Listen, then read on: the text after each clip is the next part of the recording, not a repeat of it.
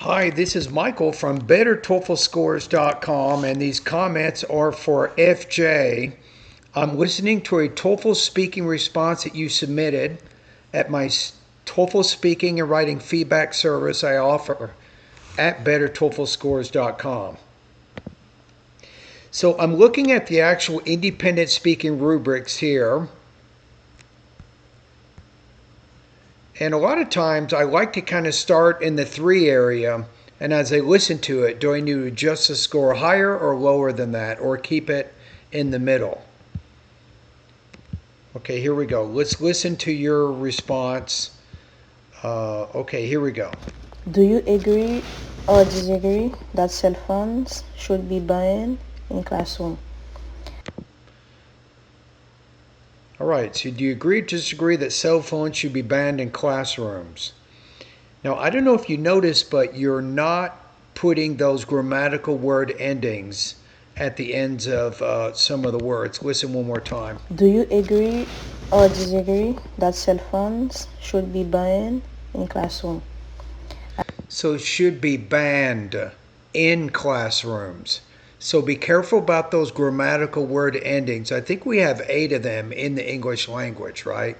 We have 3 different S's, we have 2 EDs, we have the ING, the EREST, and the ING. I think I just repeated that one, but don't forget those grammatical word endings. It helps us kind of understand the function of that word and how it relates to other words in the sentence.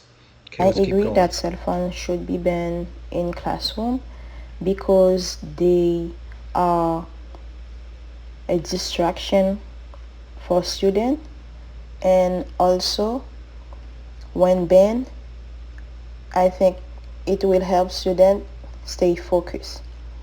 For instance, when I was in high school, fortunately, I didn't have a cell phone. So I always follow what the teacher is saying, do my homework, and ended up having a good grade. On the other hand, those one who had their phone were on Facebook scrolling or Instagram. Back then, we didn't have TikTok. So I think it is very important to do it. This will help students improve their learning and have a good grade.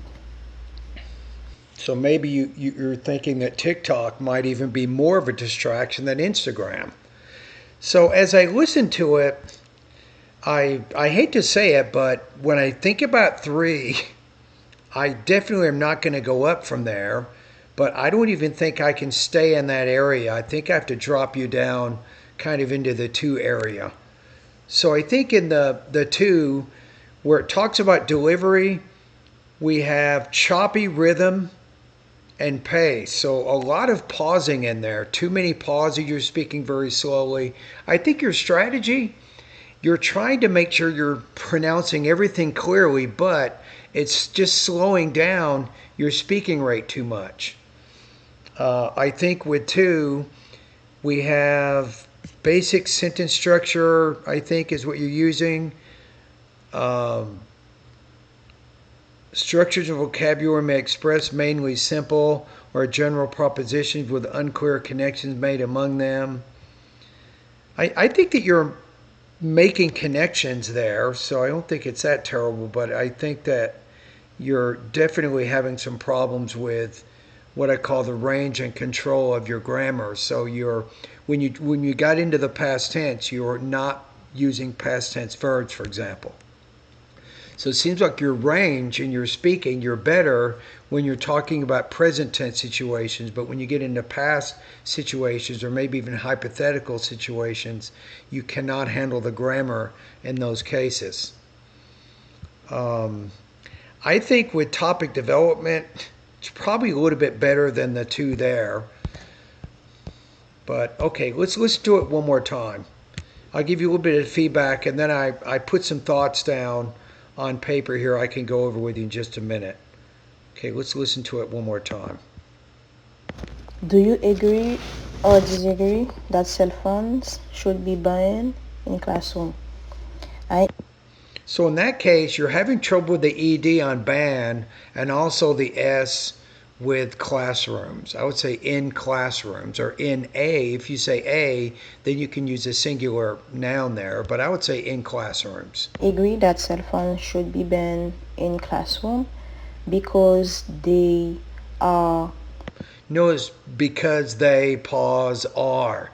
So when you say because, you have to say that whole dependent clause with no pauses at all, right? Because if you pause in the middle of that thought group, that's going to create problems for your delivery score. a distraction for students and also Notice a distraction for students. You need to get that S in there. when banned, I think it will help students stay focused. So then how about so then this policy will help focus students in their classes or something. So I would be careful about using too many simple, a lot of pronouns. Be careful about a lot of pronouns because that can indicate imprecise, very generic type language and very basic vocabulary. For instance, when I was in high school, fortunately, I didn't have a cell phone. So I always follow what the teacher Notice I always follow. You're not using the ED there. I always followed. is saying, do my homework. What the teacher not is, but was saying, I always did my homework. So you completely broke down with your verb tenses there. So you have to be careful. You do need to control those verb tenses. Something that you might want to do right now that might help because your speaking proficiency is a little bit lower. I recommend that you write out some of your responses first. And when you're writing it out, write it out, make sure it's organized, it's developed, and then really double check the vocabulary and the grammar and make sure it's up to par and you're not having any problems in there. And then practice recording it several times. And eventually, if you do that, that grammar and that vocabulary that you're learning, it'll become part of your natural speaking. And ended up having a good grade. You did say ended up, so it seems like when you have a word that ends in D, like ended the verb, you do know to put the ED on that, and you did pronounce it even as an additional syllable there, so that's a good sign. On the other hand, those one who had their phone were on Facebook, scrolling, or Instagram. Those who were on their phones, let's go back. On the other hand, those one who had their phone. How about those who had their phones and make phones plural? Those who had their phones Were on Facebook. Yeah, good correction. You said was, but then you corrected it to were because it went back to those students, right? So that's good. You're correcting your own speech. That's okay to do that. Scrolling, or Instagram. Back then, we didn't have TikTok. Yeah, I think it's not relevant to even bring up TikTok. Focus on what you're doing and developing that example. Don't add something in there that doesn't really contribute to defending the example that you provided. So I think it is very important. Notice the word so. I've heard that a couple of times in here. That doesn't show good range vocabulary. Remember, with so, you could say therefore, as a result, consequently, maybe hence, even thus. Those are all transition words you can use to show cause-effect relationships. So don't limit yourself to just so. And so is kind of an informal word anyway. I would be careful about using it too much. Use it as a coordinated conjunction to connect two independent clauses in a compound sentence. That's how I would use it. Okay, so let's go to the feedback now. Important to do it. This important to do it, but you had problems there. To do what? It's important to enforce this ban, maybe. That's better, higher level vocabulary saying it like that. So you're using a lot of very basic vocabulary and grammar there. So I think you're probably maybe not even 18 on this. I'm going to say you're probably maybe 15 to 17 points on this. I'm going to adjust my score slightly. All right, let's take a look at the delivery in my notes here. So I said you paused too much in your sentences, which affected the fluency of your response. You really did. I was focusing more not on what you were saying, but how you were saying it. I was almost counting the number of words you were speaking. That's how distracting it was. The strategy, practice pausing after every 4 to 5 content words or at natural grammatical breaks such as prepositional phrases or subordinate clauses. For example, you might say, cell phones should be banned in schools because they distract students from learning. So try to say that sentence a few times with just one pause in the middle. Language use. You miss the S ending in plural nouns like classrooms and students. Pay close attention to subject-verb agreement and noun plurality. You did not consistently use past tense in your personal experience example. That's showing your limitations in your grammar. You got to do better with that.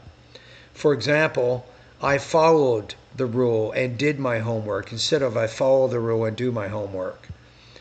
Instead of saying it is important to do it, try a more advanced sentence to show cause, effect, or reasoning. For example, instead of it, banning cell phones helps students stay focused and improves their academic performance. So this sentence here, it's going to be much stronger than this one here. And when you practice writing out your responses, you can practice trying to write some of these more complex sentences and then practice reading them out loud many, many times. And eventually it'll become part of your own grammar. It'll become more natural to you. Okay, topic development. I liked your use of for instance to introduce your personal experience example. That was good. Keep using transitions like this to clearly connect your ideas. To improve, make sure the example clearly supports your reason, that your explanation of the reason is developed in at least 2 sentences. Now, I know it seems hard to do all of this, but the main thing is you're going to have to increase your speaking rate to about 150 words a minute. That's really what you have to do. Now, I'm giving you an example response, and I'm going to time myself to see how long it takes me to read it. And then I want you to practice reading exactly this response in roughly the same number of seconds or minutes it takes me to read it. Okay, here we go. One reason schools should ban cell phones is because they're very distracting during class time. When students use their phones to check messages or browse social media, they lose focus and stop paying attention to the teacher. For instance, when I was in high school, our school had a rule that banned phones during lessons. At first, I didn't like it, but later I realized I could concentrate better. I wasn't tempted to look at my phone, and I started understanding the lessons more clearly. As a result, my grades improved in several subjects. Without this rule, I think I would have kept checking my phone and missing important information. That experience taught me how important it is to have rules that help students stay focused. Banning phones helps students learn better and prevents unnecessary distractions in the classroom. Okay, so this took me 52 seconds. So it's a little bit long. It should be around 45. But the question is, practice reading it. I want to see if you can do this. Can you read this paragraph clearly, using the same speaking rate, using the same tone, using the same rhythm? Can you do it in 55 seconds, right? If you can do it, it means that's what I call fluency. That's about how quickly you want to be speaking during the speaking section of the TOEFL, and right now you're not there yet. So I just want you to know what your goal is. I know you might not be able to achieve the goal right now, but this is the goal of your speaking rate, what you want to do. Okay, your score, I'm going to adjust it maybe 15 to 17 points out of 30. So delivery, if I give you like a number, I'm going to say 3 out of 4 needs smoother pacing, fewer pauses. Language use is 2 out of 4. Grammatical errors with verb tenses and plurals. Topic development, probably 3 out of 4. Clear reason and example, but development could be stronger. So you're making good progress. Keep practicing your speaking using natural pauses, correct verb tenses, and more complex sentences. Record yourself reading the model response aloud, matching the speed and rhythm. Doing this daily will help you to improve your fluency and confidence. So keep going. Don't give up. You can do this.